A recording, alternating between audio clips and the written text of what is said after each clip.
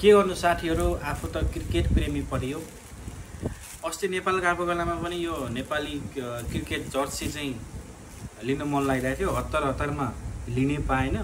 त्यसपछि यहाँ आइसकेपछि दुई पटक अर्डर गरेँ। कहिले सानो आउँछ, कहिले ठुलो आउँछ।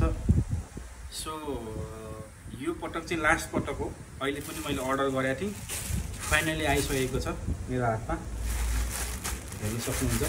अब यसलाई हामी अनबक्सिङ गर्नेवाला छौँ।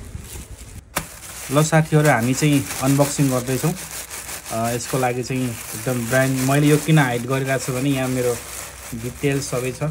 सो सरी फर त्यसको लागि।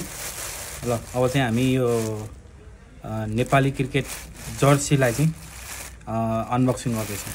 Let's to start.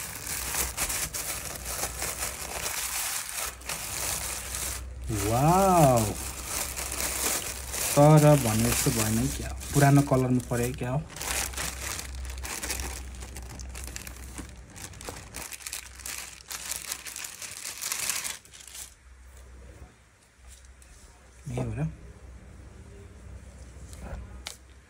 यसपालि पनि ठुलै भयो क्या हो।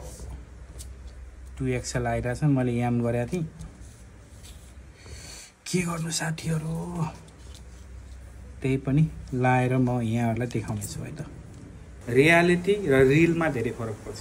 मैले अनलाइनबाट अर्डर गरेको हेर्नु यस्तो ठुलो,